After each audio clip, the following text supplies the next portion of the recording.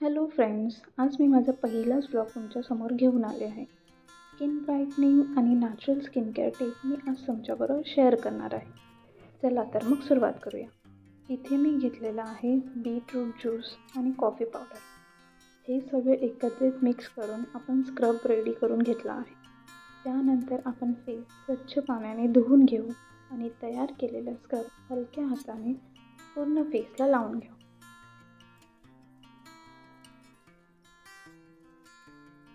इथे लक्षात ठेवायचं आहे, स्क्रबिंग करताना जोरजोरात फेसवर स्क्रब नाही करायचा.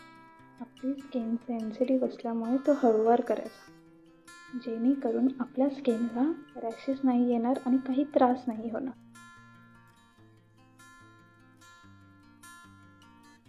अशा प्रकारे मी फुल फेसला लावून घेतला आहे आणि 5 मिनिटे ठेवून थंड पाण्याने स्वच्छ धुवून टाक.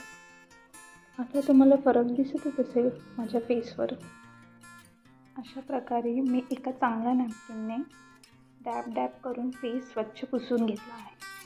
आता करूयात आपण स्टेप 2. त्यासाठी मी घेतलेलं आहे बेसन, तांदळाचं पीठ आणि बीटरूट ज्यूस. हे सगळं एकत्रित मिश्रण करून मी एक असा थिक फेस पॅक बनवून घेतला आहे. पिंक असा फेस पॅक. आणि हा बनवलेला फेस पॅक फुल फेसला ब्रशने लावून घेऊ. हा फेस पॅक आपल्याला 10 मिनिटं असंच ड्राय होईपर्यंत ठेवायचं आहे. पूर्ण फेसला कवर केलं आहे. आता 10 मिनिटं ना आता तुम्हाला ग्लो दिसतच असेल माझ्या फेसला. मला सुद्धा एकदम फ्रेश फील होते. आता सगळ्यात महत्त्वाची स्टेप आहे ती म्हणजे मॉइश्चरायझर. बऱ्याच लोकांना असं वाटतं की मॉइश्चरायझर स्किप केलं तरी चालेल, पण खरं तर हे खूप इम्पॉर्टंट आहे. सो म्हणून मी माझं फेवरेट मॉइश्चरायझर लावून घेते. मॉइश्चरायझर लावल्याने आपला हा ग्लो असाच टिकून राहतो आणि त्यानंतर ओठांनाही विसरायचं नाही. म्हणून एक चांगला लिप बाम घेऊन मी इथे लावून घेते.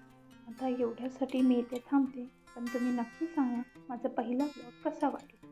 लाईक करा, शेअर करा आणि चॅनल सबस्क्राईब करायला विसरू नका.